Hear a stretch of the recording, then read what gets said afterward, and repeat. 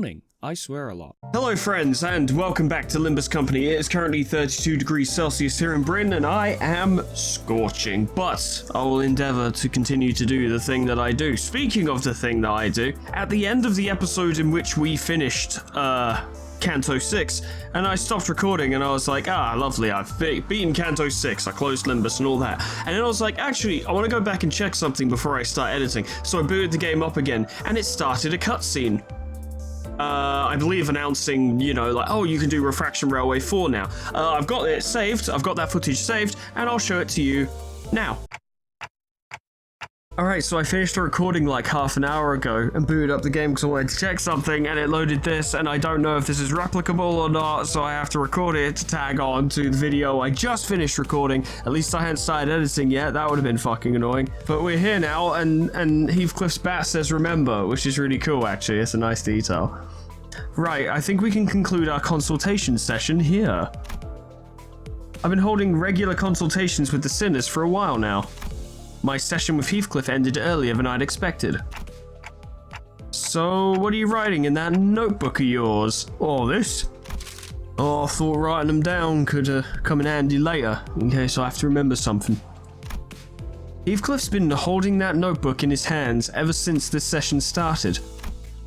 It didn't seem like he was making a full record of our entire conversation, it was more like he was writing things down if they seemed worthy of remembering.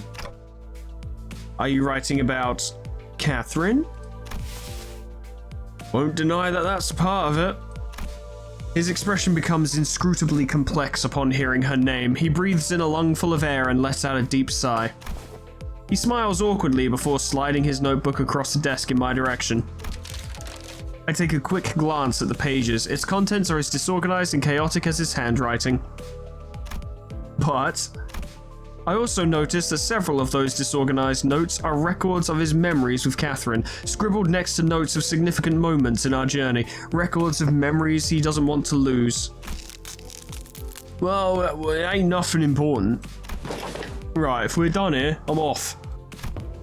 Heathcliff takes the notebook and leaves the room. I catch a glimpse of his bitter expression as he steps through the doorway.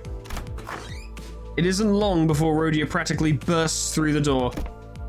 Hey, I saw Heathcliff leaving the room just now and thought it was my turn. That was a pretty quick meeting, huh?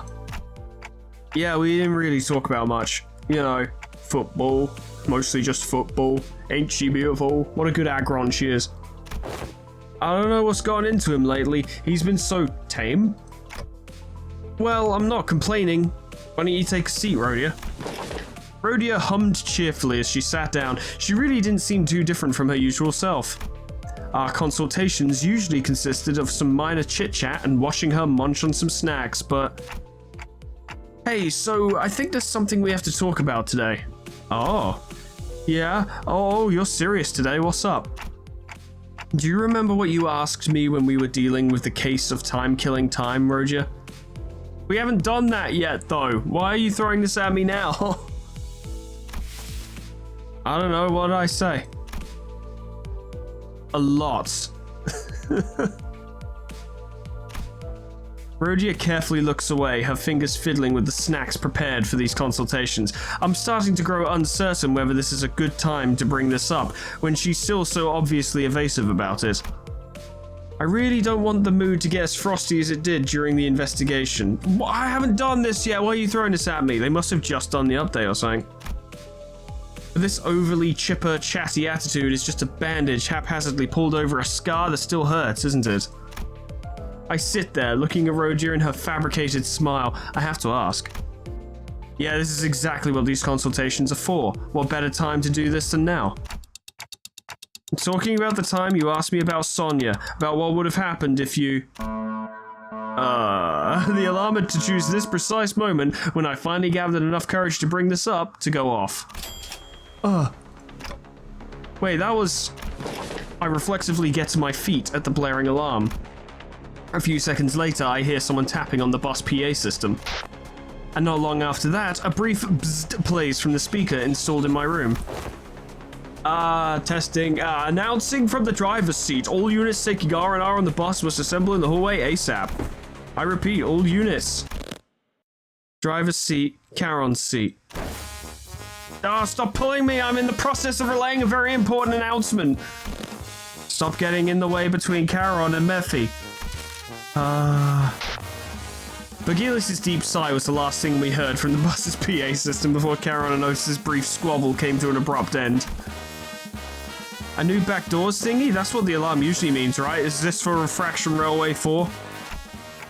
Let's see, I'm gonna guess that this one's for a Refraction Railway, yup. Blah, not a fan of those railways, they're so exhausting. Yeah, I have to do another one soon, goddamn. Rhodia grumbles for a moment before rising from her seat.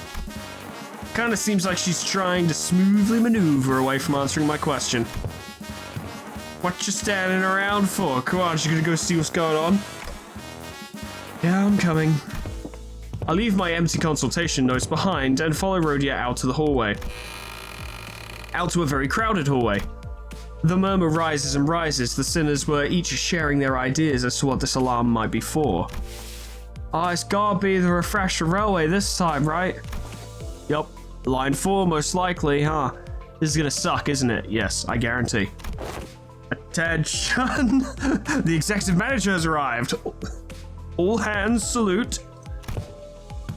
I have assembled your forces already in a timely manner, despite the driver's best efforts. Thanks. Welcome, Dante. I heard the radio. Is it a Refraction Railway this time? You better believe it, buddy. Yes, the fourth line of the Refraction Railway to be exact. Hey, I think they're getting used to this. When the hell are we going in? I'm guessing. Whoa, 'tis a hearkening at. When the hell? It appears that she is requesting information pertinent to our schedule regarding our entry to the railway. Very good, guys, well done. To be exact, I think she's asking, when the hell are we going in? Nailed it.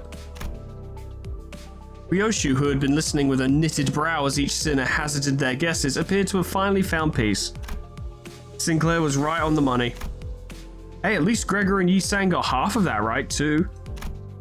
The bus alarms weren't the only things growing increasingly familiar to us. The sinners were really getting to know one another as well. It's nice. Well, let's go check it out right now. And I shall open the gates! The door opens with a creak and a bright blue light fills my vision. The blue ambience seems to drop the temperature of the entire room. Another railway line completely different from line 3 in its orange hue. Manager Esquire, behold these curtains, these masks, I say visions of party lay before us forsooth. Masks? I followed I followed Don Quixote, who had run off on her own again, with my eyes. It was as she said, the walls were lined with various masks, each wearing different expressions. I wonder if this has something to do with the theme of enemies we're about to meet here. Ooh, hie thee hither, one and all. Here is a woman, her appearance a spitting image of Lady Otis. What? What? There was urgency in her voice. I ran quickly to where Don Quixote was with the other sinners in tow. Oh my god, it's actually Otis. There she was, an exact copy of Otis standing before us. I hope this isn't anything serious. Whoa, she wasn't kidding. I hope this isn't a lure left behind by an abnormality or something like that. Oi, how about we don't tempt fate, lad? But she's quiet, unlike Otis, and shrouded in a weird shadow, just like Otis. Whoa, look, here's one that looks just like me. Hong Luo stood next to a humanoid shape that mimicked every move he made. When he raised his hand, the shape raised its hand. When he closed his eyes, the shape closed its eyes. Right, almost like a shadow with the darkness in its mimicry. That looks like one of Hong Luo's identities. I noticed 2, 3 more humanoid shadows standing nearby. What on earth is going on? We'd be much better off if they were some byproduct of an abnormality. However, if they are clones, we must move swiftly to exterminate them, Executive Manager. There can only be one Otis. I request that you immediately order us to prepare for battle. Give me a sec. I'll ask Faust first if... No, you must make a judgment call at this instant. If they are indeed clones, then the head will... This isn't the first time she's asked me to make a decision like this, but... She's never been this serious or adamant about it before. That's because the head fucking hates clones. Fucking hates them. They cannot exist for... more than a week? Is it a week or 24 hours? I can't remember. Ruiner was a while ago. Yi-sang noticed attention and quickly stepped in between the two of us. Miss Faust, would you kindly share what you know of this phenomenon? Yes, this entity's not a clone. Therefore, even if a week were to pass, I nailed it. The head will not mobilize. Faust nodded sagely as though she had just learned something new before looking in my direction. Right, she probably wants me to explain what this is. I quickly blurted out the first thing that came to my mind.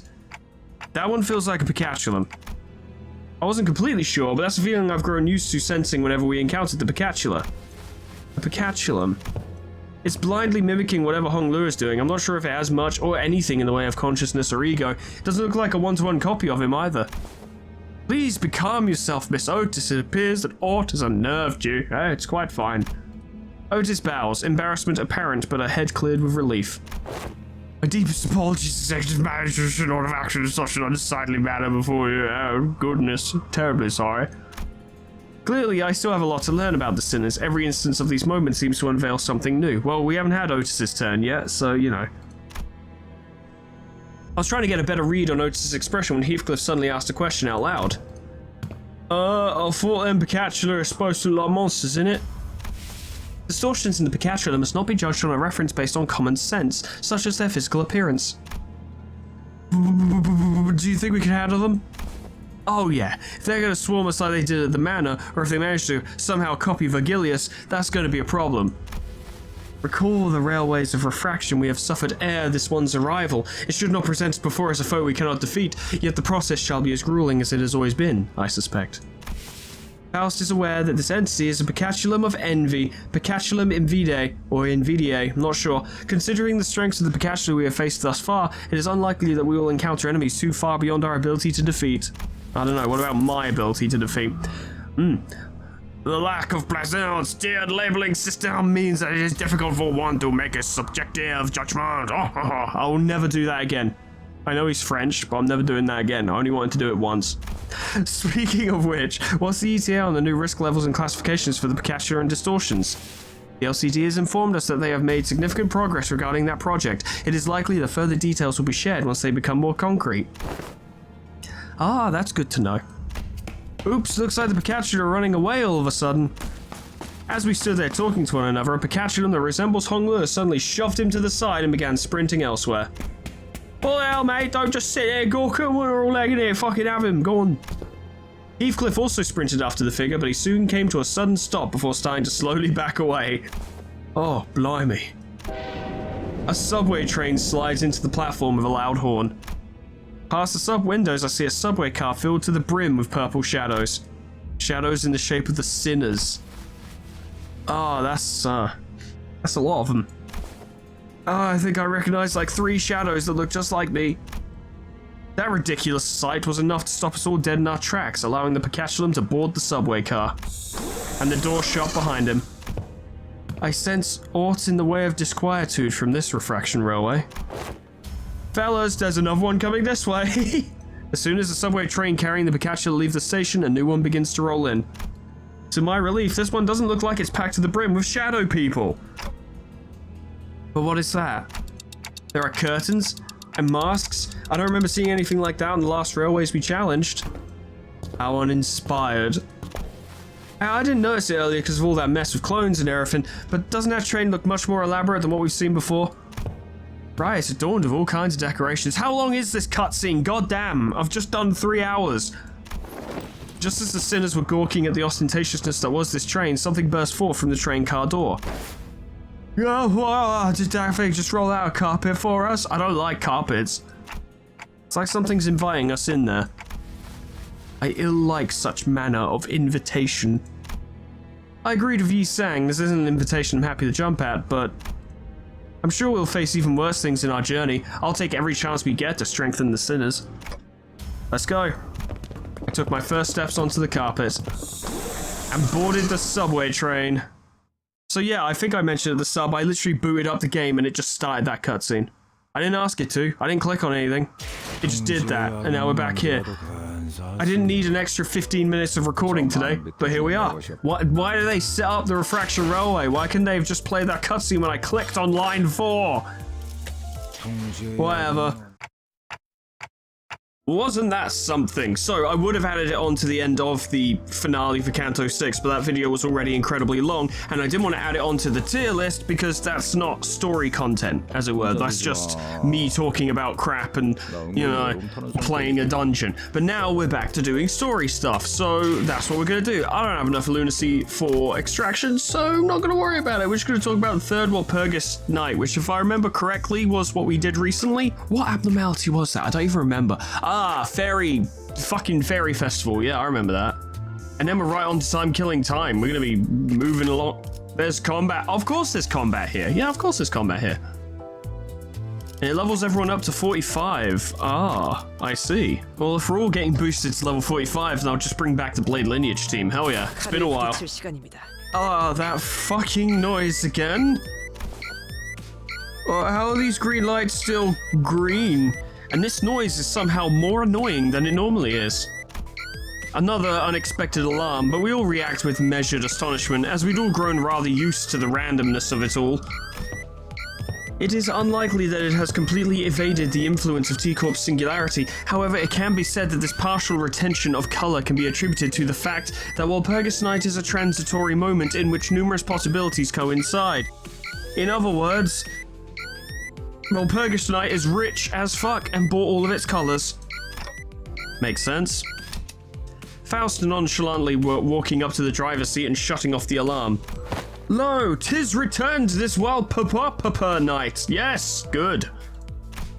Don Quixote and her eyes that begin twinkling at the smallest bit of diversion after another long period of idle standby. It's all just become a part of the routine.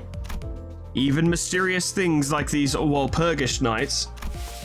Oh, an additional volatility aside from the Walpurgis Night has been detected.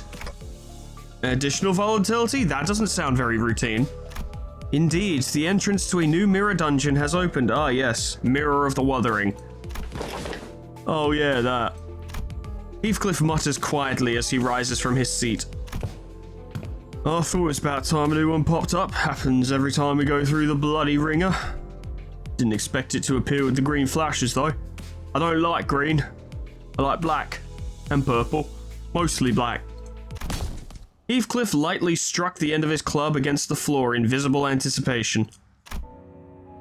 The word that was once engraved into his club had changed. Yeah, I saw it at the end of the last episode, but now we're actually addressing it. It's a real nice touch that he's changed it to remember though. Somehow, as something as simple as the changing of the word on his bat changes his entire countenance, as it were. Suddenly he seems less intimidating and more... I don't know. I wouldn't necessarily say he looks sad, he just seems more measured. It's surprising how much that can make a big difference, because the rest of him, hasn't undergone any change whatsoever. It's just that. As far as I can tell, I could be wrong. It's interesting. Wow, they really wanted to make sure you noticed, huh? And the funny thing is, I remember someone in the comments being like, check his bat, the word changes, and I'm like, did you think I was gonna miss this?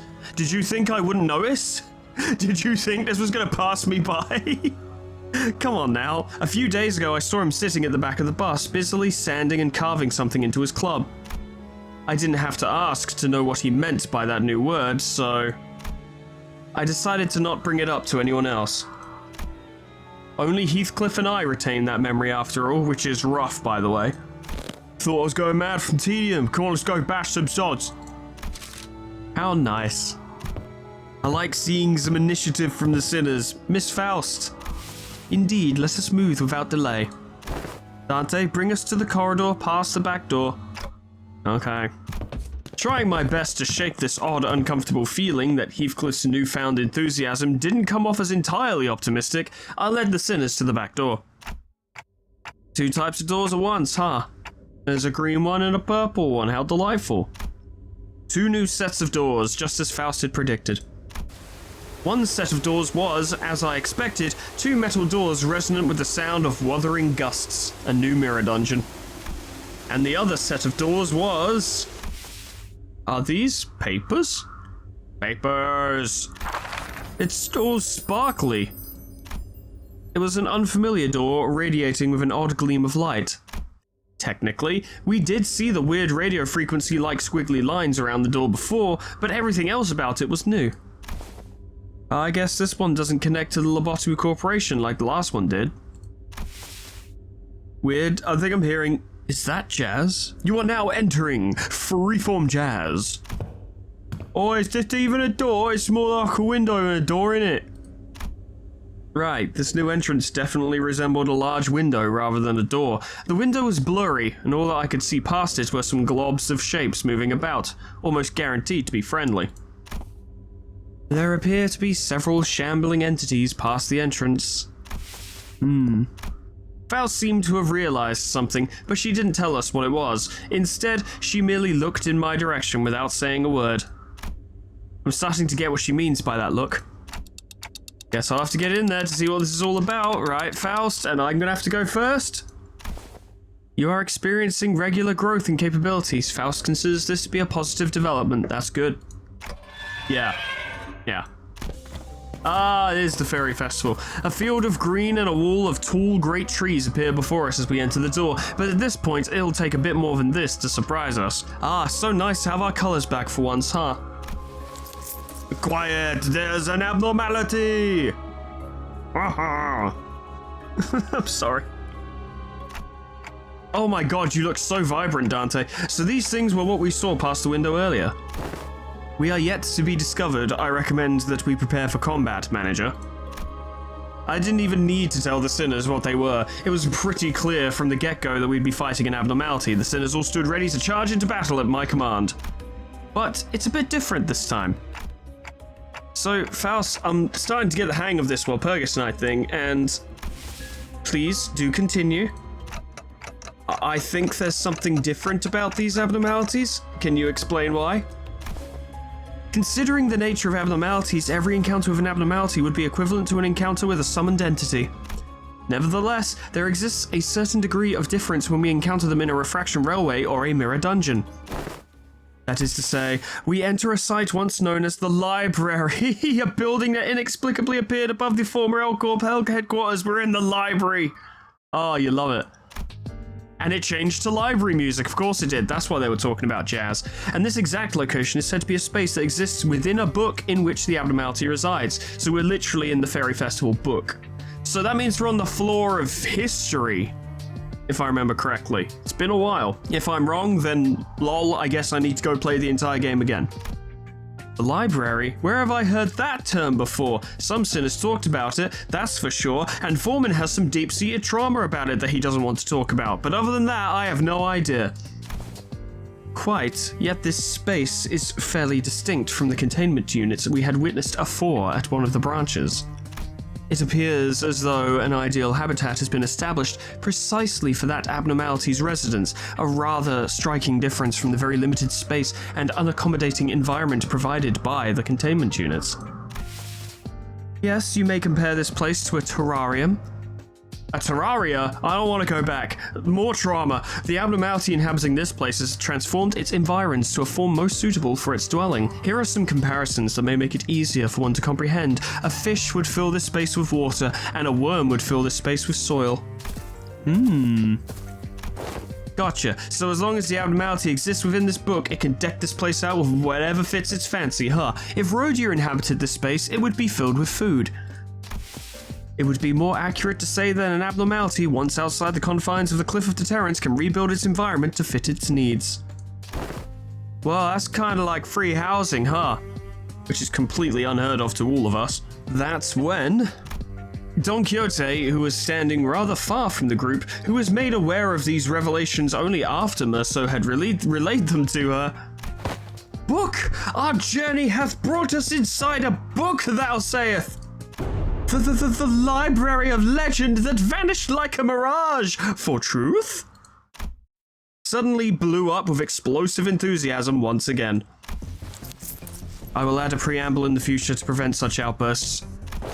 We've been detected, Executive Manager. Yeah, let's get this over with first. It's just a fucking fairy festival. Wasn't it like a Teth or something? Well, it might have even been a Zayn. Oh, thank you for the music, though. I do appreciate it. I'm pretty sure it was this, you know, when we did the event, but I still appreciate it. Turn that music up. I'm just gonna fight it and probably win, but maybe lose. It would be pretty funny if I lost. And go for it. I love this track so much. It actually makes me want to go play Library of Ruina again, because The soundtrack was so good. And I love all the warning tracks. Oh, Faust, please. There we go. That's much better. Yeah, I love all the warning tracks in Lob and Ruiner. They're all fantastic. But this one, I remember the first time I heard this track, I lost my shit. I was so happy. Whatever. Idiot.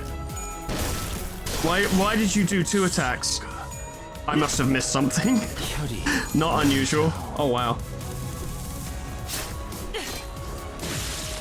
Ate that one. Now you have fuck all attack power, which is good because, yeah, we lost some turn economy in that turn. Yes, we did. Well, we're gonna fuck up his arm, that's for sure. I'm not foreseeing many issues, but then again, I know there's a gimmick to this fight, and I don't feel like I ever really got stung by it. This might be the time that I do. Just because I'm not really taking this very seriously. It could lead to a situation. Take care of him, laddies, if you would. Oh, yes. Oh, no chance. No chance at all. Sucks to be you. Break that arm, if you would. Lovely. Oh, that's what I wanted, you fool. Oh, hoo hee, stupid. I nearly killed myself, I was so happy. You love to see it, you do. You really do. Oh dear, I dare say. You lost a lot of attack power, didn't you? Ravening Hunger. Prioritizes targets with prepared meat. If the target has +5 bleed, coin power +1. If they have prepared meat, coin power +10. Coin power -5 for every broken arm part. So that's just going to go really poorly then, isn't it? Surely. It will probably stagger this turn, I think. I'm 90% certain, if it even survives the turn. Which is looking unlikely. Oh no, it's staggered. Oh, what a shame. Oh, so sad for you. Oh no. Oh gee. Oh, you've died. Oh no, you died. Suppression of Fairy Festival complete. Oh, it died. It didn't even get suppressed. It just fucking died. That was way harder than I expected. That was barely a footnote compared to Elking. Faust explains that we find ourselves in the library's past. We are participating in a certain repeated battle within the library. Its purpose was to attain something called the realization of the flaw of history. Ah, good times. I really hope Walpurgis Night gets us to do like the the realizations in Ruiner and also the core suppressions in fucking Lobotomy Corporation. I'd love it if we got to play those as the Sinners. That'd be a lot of fun. Obviously, the ones in Lobotomy Corp will still just be battles, much like the Ruiner ones, but it would be really cool to be like, okay, fight Geb, for instance, but like Lob Geb when she's all loopy and whatever. And then like, yeah, fight Angela as she uses all of the different abnormalities. That'd be very cool. Yeah, sorry, I don't understand most of what you said. Or like any of it. Or none of it. Not a single word. Flaw of history, huh? Are there other flaws too? Yes, many. That appears to be the case, yes. It can be extrapolated from the collected intelligence that the library is, like some normal libraries, composed of several floors divided by subjects such as literature or religion. Literature or religion. If I remember correctly, literature was Hod and religion was obviously Hokma. I sometimes get literature and language confused, though. Language was Geb, I remember that. Literature was Hod. Pretty sure. I might be wrong. Once again, I might need to go back and play it. Doesn't sound too different from your average library, but I doubt it's that straightforward. It really wasn't. Anything more you can tell us about that library, Faust? Something more detailed? Perhaps some snippets of information to add to what was already told to us in that game? Did Faust just I've been playing this game for God knows how many hours, and not once have I seen Faust go, Faust's voice carries an air of troubled uncertainty. And I'm starting to realize why. So you don't know about that just yet, right? I see that you have intuited a certain degree of truth, Dante. I don't suppose there is any more reason for me to remain evasive regarding this particular subject. Faust let out a barely noticeable, but clearly shocked gasp before regaining her usual calm demeanor. Oh my. Yes, I am yet to become a Faust who has access to that information. I am yet to become a Faust who has access to that information. I wonder if she just has all of her identities. Yeah, like the Discord theory, server theory, but it's a bit more direct, where it's simply like each Faust takes its turn as like the main consciousness of this body. Perhaps she was a part of the N-Corp experiments to make dough, and the body that she is in fact dough for other Fausts. I don't know. It could be anything. It could even be nothing, for all I know. Yet to become. As your journey continues, I may also gradually gain recognition and access to further knowledge. One thing is certain, however, Faust regards this consistent, continuous improvement to be a positive development, Dante. I see. The longer my journey, the greater her knowledge, huh? Maybe that explains why she kept falling silent in the middle of her lectures. I have no idea how long this journey will last for. It's already been fucking ages, but who knows? Maybe we'll find ourselves at that library one day. Oh, don't tease me. With that, I return to the sinners wandering about the scattered pages of the abnormality. Nice, cool, I like that was fun. I feel even more justified deleting Faust here now, because she's becoming more interesting. She already was, and is continuing to do so. Good stuff, happy about it. I noticed that my manager experience is really fucking high, so I'm just gonna cash that in real quick. I'll be right back. Nice. There it is. Lovely. Ah, fuck it, yeah. Let's spice things up a little bit, see what we can do. Clash lose, gain 1 MV damage up.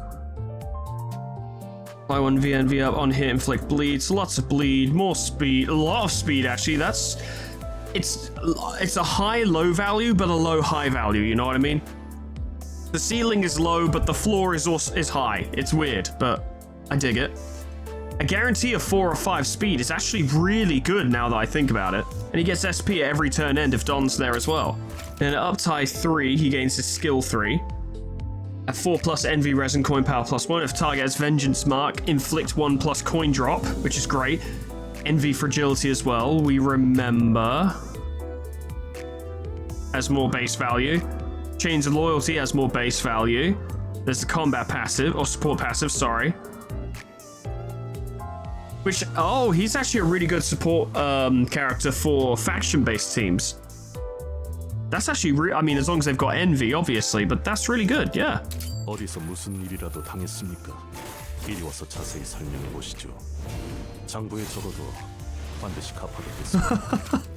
He's such a fucking unit. This is one of the few identities, I think, where we get to see Merceau in all of his unit-like brilliance. I forgot the music would be here. It's the squid dance or something, I can't remember. It has been carried out. The child had a bloodied man in a tight hold by the lapels. He shook the lapels. He shook the man from side to side, observing and scrutinizing, just really wobbling them around like a ragdoll.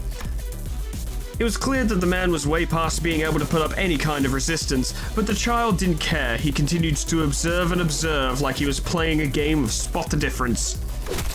Oh! Title 3, Section 4, Row G. 3 strikes to the abdomen, delivered using a body part. Completed. It's a checklist of vengeance. It's the Book of Grudges. Title 11, Section 1, Row A. A single strike to the jaw. Power irrelevant. Completed. Title 5, Section 157, Row C, Variation 5. Leave. Ah! Nothing of the right arm but its stump! Completed! God, these guys are fucked. All good now? According to the information in the book, yes. I said I'm sorry, I made a little mistake at the club, that's all. Why are you doing any of this? The man shouted desperately. His voice was muffled by the sound of blood and saliva gurgling and rising from his throat. Because the club you insulted was under the Middles management. Everyone and everything under the Middles protection is a part of the Middles family and property. Damn it, how was I supposed to know that? Would have to be the middle. Shit. The man grabbed his torn shoulder and grimaced. He had broad shoulders and a mean face and seemed to have seen his share of the rough and tumble, but even he seemed to know that the middle was not to be messed with. He sat there, breathing heavily. Damn it, how am I even going to stitch that arm back? So will you erase my name from your book now? The child does not respond. Instead, he flips through several pages in his book, searching for something. I have been observing you for an hour before this act of vengeance was carried out. Jesus Christ. The information I have been relayed prior to arrival stated that you have committed 3 sins. Clearly, that did not account for the other sins you have committed. That's because I didn't know that this was the middle's turf. Your ignorance of the middle is not a defense against the slights you have committed against us. The book closed with a light thump. The child had found all he needed. He grabbed the man by his hair and began dragging him off to some corner. The sin of speaking foul language against the big brother, the manager of this club, committed at row B, line 4 of the standing seats. I said I didn't know who he was. Strike a nearby table twice with the guilty one's head. Grab by the hair if possible. Completed. All I said was that his hair seemed a bit bristly. Oh, you stupid bastard. He's dead. He's doomed. He's fucked. Compounded in that the said foul language was about something the big brother was particularly sensitive of. The sin of making the big brother sigh twice, uncomfortably. Only by your death shall this vengeance be fulfilled. Oh, no. I am certain that you are already aware of the following procedures. I will not elaborate further. Let regret be your last thought. You should not have insulted the middle. After a heavy clang of the chains, a pile of meat that used to be a person fell to the ground, unmoving. The child had completed another task. Hooray! Damn, so made another one bite the dust, huh? Yes. Man, how'd you find those extra crimes? I thought tearing his arm off was the end of the verdict. Haha! I have observed. It is nothing of note. Oh, come on, brother. Let it take a compliment. Big brother will like this. In that case, I would be most overjoyed. The child was awkward both in stance and speech, but the others surrounded him, cheering his exploits. The child really didn't fit into this group. But that was none of his business. It didn't matter if he fit in or not, he would carry out the tasks as written in the book. And in that way, he actually fits in very well. This is exactly his kind of work.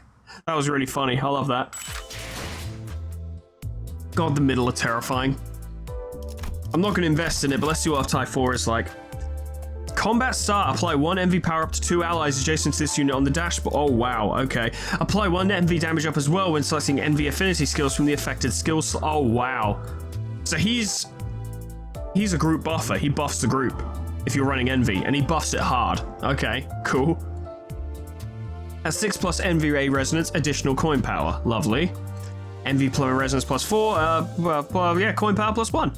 If there is another surviving ally from the middle other than this unit and the surviving ally from the middle with the least SP both heal 6 SP at every turn end. He's a proper support character. Interesting. Okay, cool.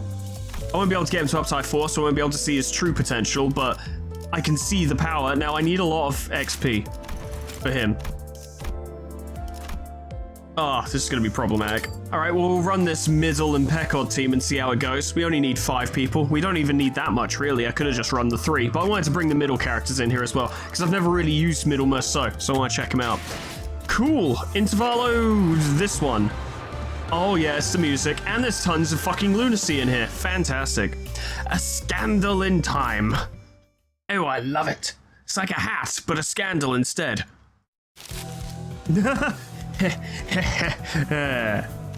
Don Quixote loudly and obnoxiously flaps through the newspaper in her hands while peppering in a few insightful chuckles. Unfortunately, I now know exactly what this means. And... that she will continue to try and to draw my attention until I acknowledge her at the most appropriate moment. Alright, Don, fine. What is it? Oh, Manager Esquire, dost thou know that the city's upstart companies, such as one Limbus company, must always pay close heed to the ever-changing world around us? Hie thee hither, read thy newspapers, Manager Esquire, and do keep thyself up to date on the events of the city, as Merceau and I, Don Quixote, do ere every morrow. Well, just go along with it, why don't you? I'm pretty sure she's talking about Merceau in one of his morning routines. You know, the one with the newspapers. Ah, the newspaper routine, where he wakes up before the crack of dawn, parks himself on a chair, folds one leg over the other at exact 90-degree figure 4 leg lock position, and peruses the morning newspaper. God damn, Merceau is perfect. Uh-huh. That. I guess it left an impression on her. Betcha she'll be back to her usual self in a week or so. Hearken unto me! Art thou paying attention? Yeah, totally. So what's new? What did an article mention us or something? Oh, how did thou know? Wait, really? Forsooth, feast thy eyes on page 3, though 'tis quite regrettable that we were robbed of the chance to be on the front page. Huh? Page 3? We're really starting to put our names out there, huh? Don Quixote and Rhodia, the two sinners guaranteed to draw the full attention of whichever space they inhabit, were speaking. It was only a matter of time before the other sinners began crowding around us, curious about the commotion. Ahem. A dramatic conclusion to the mysterious disappearances at T-Corp. Shocking! The perpetrators to this mysterious case has been revealed to be none other than the prestigious Edgar family, appalling the general public. Oh, well, I don't think we need to hear that part. What else does it say? With small assistance from some wandering bystanders who happen to be lost in the area, and with the most admirable heroics of the T-Corp Class 3 collection staff on the scene. Wandering bystanders, is it? Perchance that particular denomination refers to us? Bystanders? They're treating us like we were barely there. They didn't even mention our company name.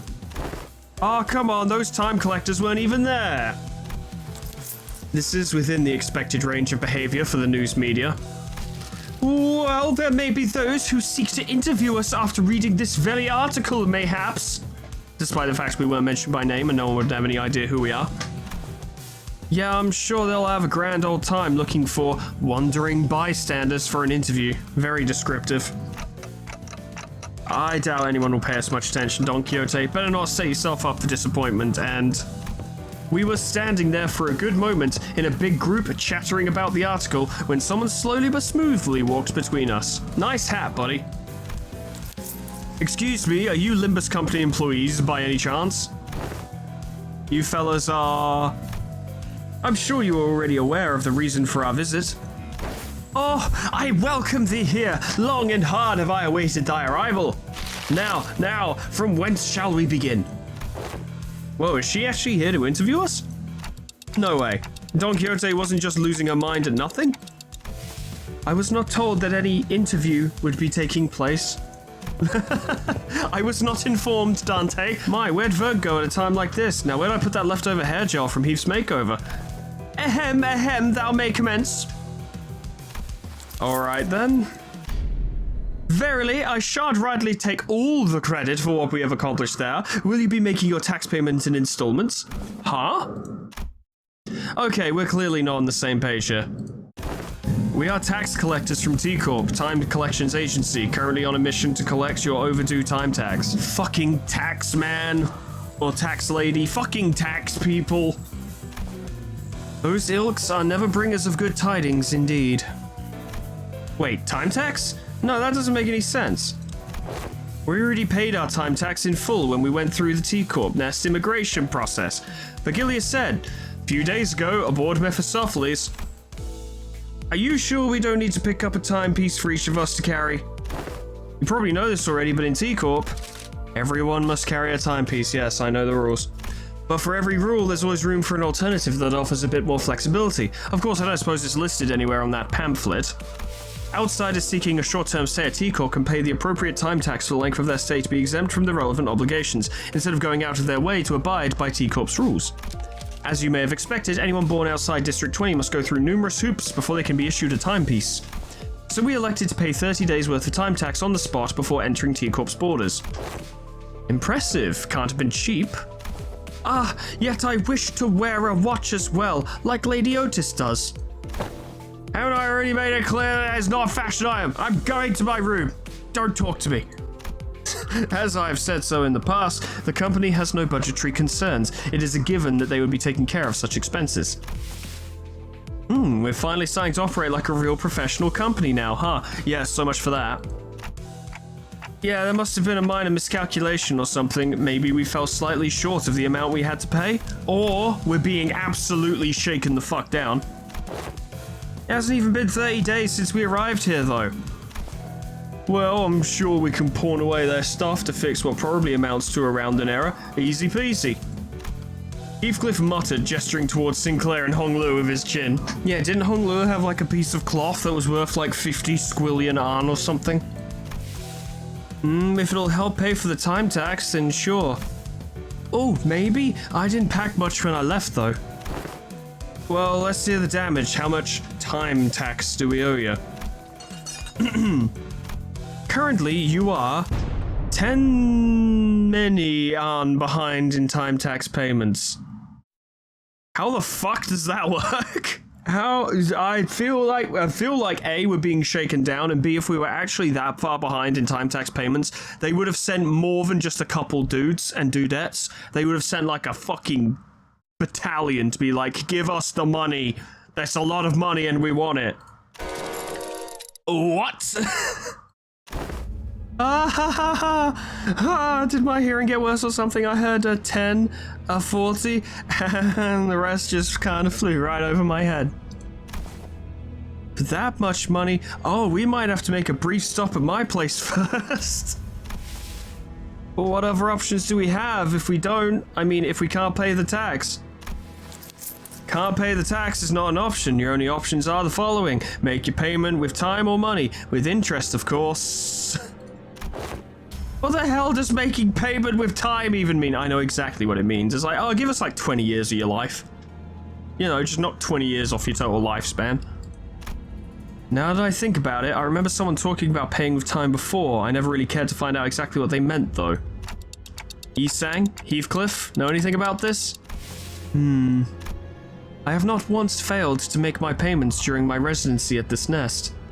Thus, I know not what transpires on an occasion in which one fails to pay the time tax.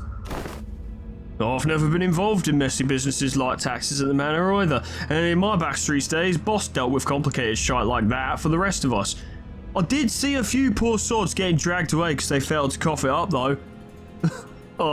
Suddenly feels a lot more relevant all of a sudden. Well then. With their not-so-helpful answers, my mind immediately began to wander toward Faust, who I hoped would know something more about this than the two of them, and that's when Otis suddenly and defiantly stood between us and the collectors. This is completely unreasonable. What kind of shoddy calculation led to this nonsensical figure? Tax calculations in T-Corp are always exceptionally reasonable. You can't just say they are and have it be true. The clock's ticking. Would I be correct to assume that you lack both the capability and the will to make your fair payments? This is the most egregious shaking down I have ever seen.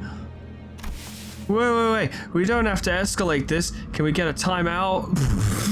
Shut up, Sinclair. Fuck's sake. Your choice of words may be quite unwise. Cry and whine all you want about not wanting to escalate things when you've got 10 billion Arn in your pockets. I won't recognize your opinion as anything of worth otherwise. No? Then shut up and stay out of our way while we deal with this obstacle that dares to stand in our path. How exciting, a 10 billion Arn death. 10 billion and 40 million Arn to be exact. So we're not gonna go over how the fuck this has happened, right? Like, you know, I've done taxes and been like, oh, I owe a little bit more than I thought I did, but not 10 billion and 40 million more than I thought I did. That's a pretty egregious fuck up.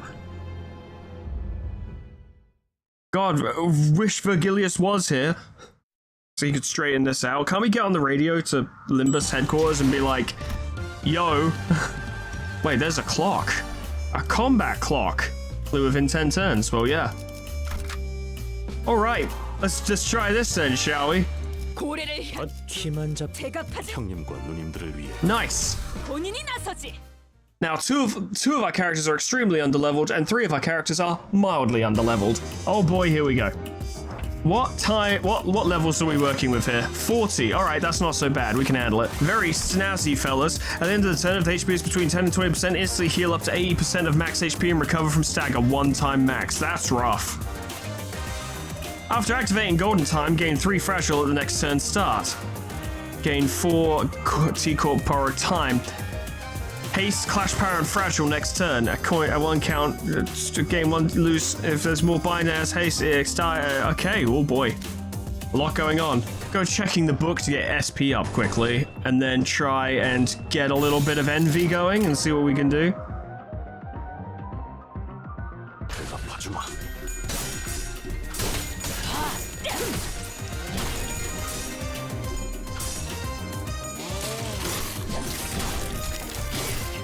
You can hurt Heathcliff if you want, but it will make him stronger. So they're gaining Clash Power now, which is a problem. Okay, so we don't want to let him Clash win. That's what I'm getting from this. Presume to the end that... I'm hoping maybe the Pride Resonance will help us, but I don't think it's going to help us much. We might be a tad underleveled.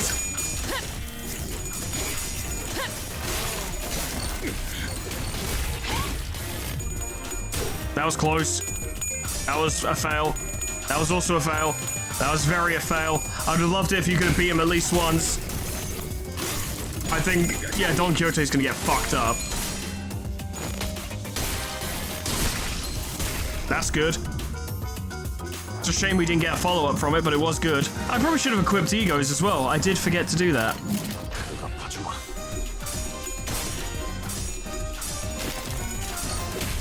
I was about to say Ishmael is like our only chance, and then she failed her clash that she was supposed to win, so that was bad. There we go, thank fuck for that. 이 작살은 필살의 집념이 담겨 있지. Ooh.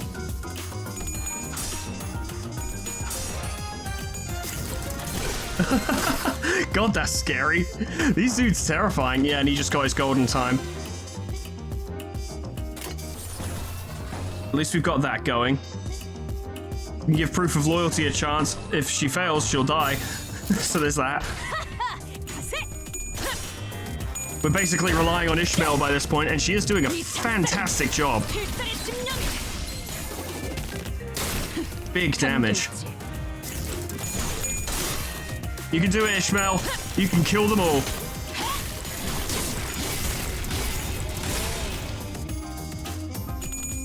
Oh god, no.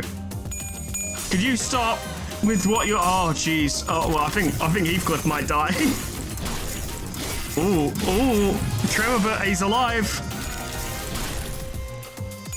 Oh god, no. Oh, thank god. Alright, that's something. Oh, good, okay. Heathcliff will do a lot of damage. And that's an extra attack. Wonderful, okay. We don't have any ego attacks. We need to look into ego for this team. We do. It's fine, we'll figure it out. Maybe with enough envy resonance, we can just make it happen. Are we gaining any bonuses for envy resonance? Yes, 7-0 will gain bonuses. It'll gain bonuses twice. And that will also gain bonuses. This won't. And we just have to hope that she uses Proof of Loyalty first.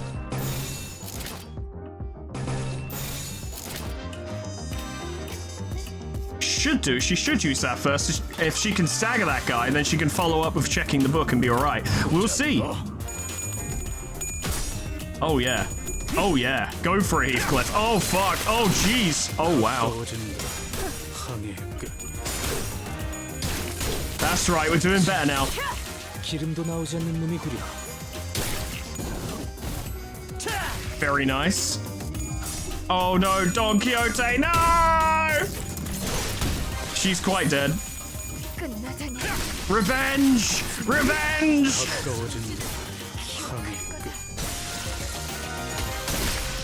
Wow, Ishmael absolutely brought that round for us. 반복한다. 쉴 새는 없다. God, this team is great. They're underleveled as shit and they fought really well. This team fucking rules. If I could get Musota up to I4, I think it'd be even better. This might even be the team I do the Refraction Railway with, to be honest. It's either going to be that or Kurakumo, I'm not sure. A T-Corp staff in a different uniform approached the Sinners as both sides went on the defensive. He's a little bit concerning. I can already tell he's probably quite strong. Is this one their ringleader? He may be of a higher rank, but he is but an employee of T-Corp all the same. Which is to say that our insistence on meeting their demands with hostility may lead to a direct confrontation against the full force of T-Corp. Lay down your weapons now. Should you refuse to cooperate, all of you present may be considered hostile individuals by T-Corp, and we will use force to... I like that. How thrilling. Spad. This seems like a great time for Vigilius with his intimidating glowing eyes to appear. I found him. He was over here, looking at ice cream for Charon. Man, weren't things much better between us and the guide bud only a few days ago? Feels like it's been forever since then. Come on, don't glare at us like that. We had our reasons. Okay, they showed up out of nowhere and tried to extort a whole 10 billion on. 10 billion and 40 million on, to be exact. Yeah, thank you. You really like saying that, don't you? Jeez.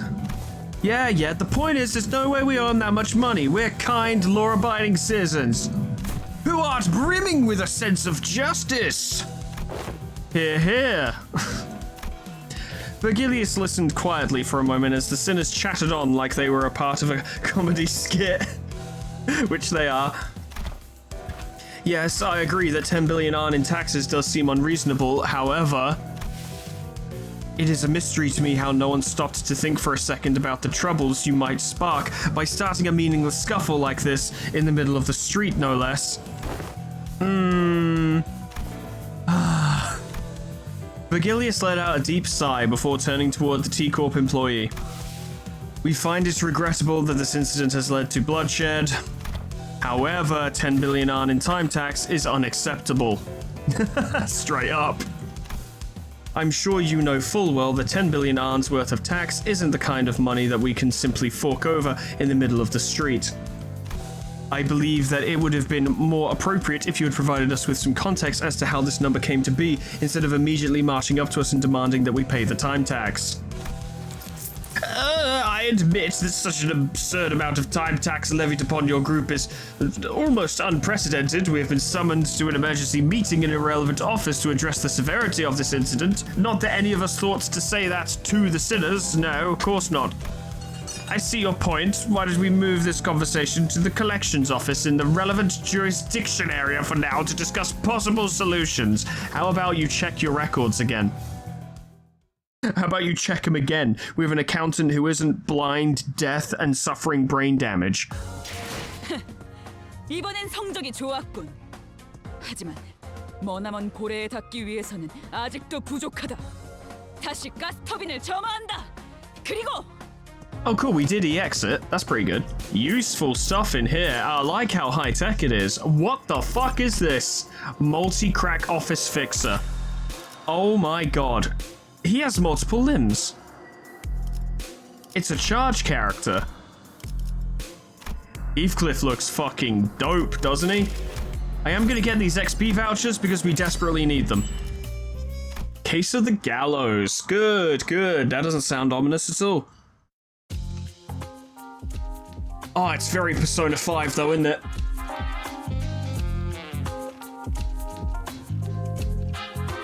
Love these bass lines. The truth behind the absurd amount of time tax levied upon us was much simpler than I expected. About a week ago, a large-scale unauthorized temporal leakage phenomenon was observed at the Wuthering Heights Manor, which shot you up several stages in the progressive time use tax bracket due to the immense amount of time leak. Oh, it's literally because Dante used time powers. We accelerated or de-accelerated it or whatever, and as a result, accumulated a lot of time tax. A temporal leakage phenomenon? It refers to a deacceleration in the flow of time within a certain physical field. In your case, it wasn't even a static deacceleration field. It moved all over the manor for a good while, too. We measured about 4 hours worth of time in the process. What the bloody hell is she blathering about? A deacceleration in the flow of time within a certain... She must be referring to the moment during which Dante granted us celerity as we were in pursuit of that man at the manor. Impossible! The manager's ability was activated for less than 30 minutes. It is most likely that your 4-hour measurement is a calculation error. No, considering the odd sensation we had experienced as we departed the manor, it is most probable that no error had occurred in their calculations. Do you recall, Dante, as we left behind the manor? A few days ago. Merceau, is there aught wrong with thy daily routine? We had just returned to Mephistopheles after the incident at the Wuthering Heights Manor. Most sinners were keeping to themselves given the clear look of sorrow on Heathcliff. However, Don Quixote's ever-cheerful voice, like always, constantly shattered through the silence. I have identified an anomaly. We should have been issued the morning newspaper, not the evening newspaper. This is inconsistent with the amount of time we spent at the manor. Perchance 'twas an innocent mistake? As long as I have been a passenger of this bus, morning papers have always been delivered during designated morning hours, and evening papers have always been delivered during designated evening hours. The possibility that they have made a mistake cannot be completely ruled out. However, the likelihood of that is minuscule. Oh, now that I'm looking at it, that's a sunset, not a sunrise. I couldn't tell because of the lack of color. This cannot be! This must be the early hours of the morrow, is it not? I may have an idea as to how this inconsistency came to be. Right, the TT4 protocol. What's that? Temporal velocity synchronization device, or something like that. I've seen an advert for it once. A luxury solution to all your time synchronization needs. Enjoy equally leisurely hours together, or some shite like that. Oh, 'tis quite unlike thee, Sir Heathcliff, to use so many complicated words in a sentence. Pray, shall someone explain it in plainer language? It is an apparatus for equalizing the velocity of time for all those affected individuals under the TT4 protocol's influence. Forsooth, I thought it quite odd how someone so affluent in time was moving and speaking at the same speed as the rest of us. Then with this information, it can be concluded that the time we've experienced within the manor was flowing at a faster rate than the world outside. That is a coherent explanation as to why the evening newspaper, instead of the morning newspaper, was issued. Good. Now that your curiosity is sated, I don't suppose anyone has any issues with tackling a new job? The LCA has sent us a new request to track down a distortion. As for more detailed information... So, activating my ability within the TT4 protocol caused... yes, indeed. It was akin to tampering with an already accelerated flow of time. From an outsider's point of view, it would have appeared as though more time than what was actually spent was leaked. This bloke knows what he's talking about. Also, you didn't just manipulate time on a personal scale. Like I said earlier, you affected the flow of time within a physical space. Let me remind you that it wasn't even a static field. It moved all over that manor. Honestly, the situation is completely unprecedented. Right, they used to activate it only on special occasions, like when we had plenty of guests over for a visit, because it was so bloody pricey. So, the time tax for your inflated tax bracket multiplied by the surtax per volume from the physical space covered by said temporal manipulation. Yeah, no wonder it all adds up to this insane number. It ain't like we knew something like this would happen. I'm picking up the accent too. Well, anyway, you have 2 payment options to settle this time tax debt. Oi, options? What options? Ain't like bags of 10 billion, sorry, grow from a tree, innit? Option 1, cash payment. Option 2, time payment. Yeah, about that. What's that supposed to mean anyway, paying with time? It means, the employee who was about to answer our questions with painfully observable annoyance suddenly jolted at the sound of an alarm. Understood. I just got a call that they're ready to hold the emergency meeting regarding this incident. Limbus Company may send 2 individuals to the meeting to represent your company. We know that you'll select Don Quixote and Heathcliff, so if they could just go through the door, that'd be great. No need to tick-tock and fuss, Dante. Dealing with complicated matters like this meeting is one of my responsibilities. I will be joining them to discuss the possible solutions to this incident, so please keep the sinners under control. Except you, Miss Faust. You're with me. Understood. Make another mess while I'm gone, and only Ryoshu will enjoy what comes next. Keep that in mind as you wait. Oh. Well, off they go, I guess. Didn't even give us the chance to ask them more questions. They're just leaving us here like this? But isn't this whole mess basically about what'll happen to us? So this isn't anything serious, but... What's Musso doing on the gallows? What is Musso doing on the gallows? Buddy, you get down from there. Don't play with things you've only just seen. What? Musso, what are you doing up there? I was told to stand here, so I have done so. Who told you to do that? I did. I was just trying to be helpful with you and your friend's little time tax problem. Don't take Musso's time. I thought all employees were supposed to be at the emergency meeting.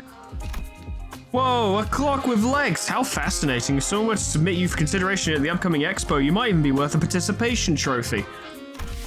You remind me of the time when some hapless soul submitted a timepiece that doubled as a compass that had a rather tragic and critical design flaw. You could tell the time or find your path, but never both at once. Tell directions or tell time. It was only one thing or the other, leaving you lost in time and stranded in the streets. That was no good, not at all. There's no better than a clock taped to a compass at the end of the day, is it? Alright, TT5-2 protocol is operating at an experimental capacity within this office space, so don't you forget, anyone not synced with the daily standard time might find this a little disorienting, so keep that in mind as well. Now that's the look of someone who has never once heard of the TT5-2 protocol. A TT5-2 protocol, as its name suggests, is an invention to address the temporal efficiency problem present in the TT4 protocol. It's doing test runs in only a select few T-Corp offices, so if you ever do feel the urge to leave your impressions of this new shiny thing, feel free to jot down a few words on that bulletin. Wait a minute, who wrote that 3-star review? The man, whom we presumed to be a T-Corp staff, seemed very adept at holding a one-sided conversation with zero external input. Which is, you know, a skill I've learned over the years by talking into a microphone, but probably not to this level. Not that any of us could keep up with how fast he was speaking, anyway. Anyways, if you're ready, let's get cracking. I am ready. Hold up. Wait, I don't know if it's really a good idea to be ready for something that looks like... the rope extending from the intimidating machine tightened around Merso's throat. Is this what it means to pay our tax with time? Time tax? Getting hanged from the gallows? Please call it by its precise and given name, temporal scale gallows. It measures the exact time you owe and sucks that time right out of you. That wasn't the original name, mind you. There was simply too much hubbub and hullabaloo about its excessively long name, which was approximately 58 words, or letters. Can someone ask him what'll happen to Merso? Is that thing going to kill Merso? Kill him? Nonsense. She's a very gentle machine. That is simply preposterous. However... A however spoken in such manner oft portends that events of even greater ill fortune shall befall us. I'm not so sure as what might happen, actually. I suppose it will suck 10 billion hours worth of time out of your friend. Stop being obtuse. What is that even supposed to mean? Is he going to be stuck like that for 10 billion hours or something? What? Well, not exactly. Let me tell you about T-Corp's particularly generous system called the 4-hour daily minimum time guarantee policy. How generous? Even when worst comes to worst, every citizen is entitled to the right to enjoy a minimum of 4-hour days. According to the T-Corp Public Welfare Council, 4 hours is the absolute minimum number of hours in a day to guarantee human survival. Survive being the key word here. I don't like the way your machine bleeps at me, sir. My, sucking 10 billion and 40 million hours worth of time from your friend was too much, I suppose. Look, it says measurement error. That rarely ever happens. Wait, you pulled the lever when you didn't even know what was going to happen? Just out of curiosity? Of course, 10 billion of time tax is a historically unprecedented amount of debt, so I had to see what would happen. You could land first place in a lottery and you still wouldn't even come close to making 10 billion on, and that's before taxes. I'd say you all belong in a museum of history, if I'm being honest. Besides, I haven't seen anyone with more than 150 hours in time tax debt willingly step up to the gallows before. Anyone beyond that usually chooses to run and dig themselves into an even deeper debt hole. The point is, I scarcely expected someone in a 10 billion time tax hole to just walk up there like that. Wow! What is wrong with this guy? Awaken, Merceau. Prithee, surrender not to such machinery.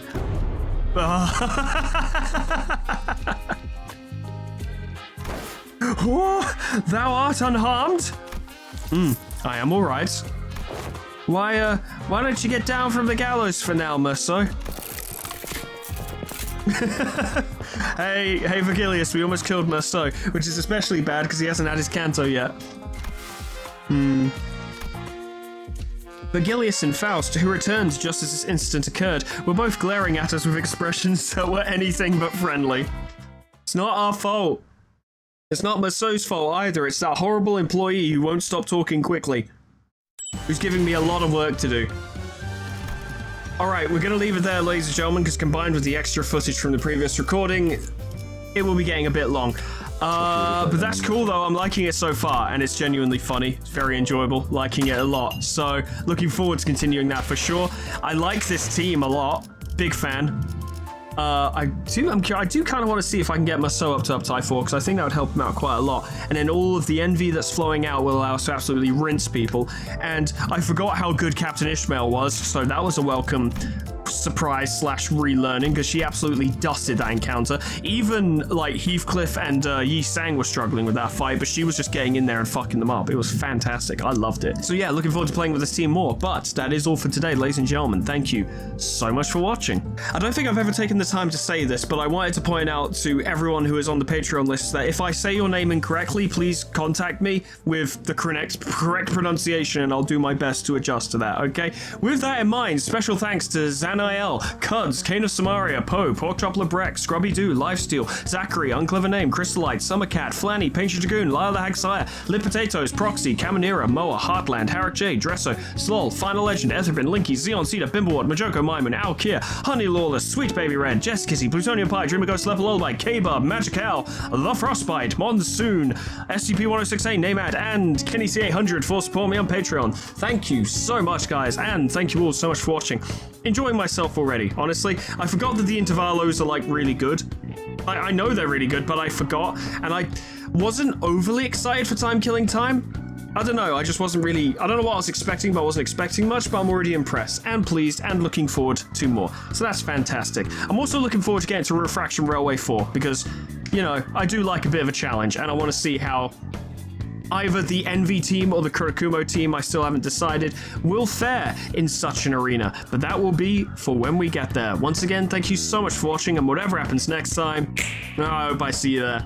Doodles, goodbye.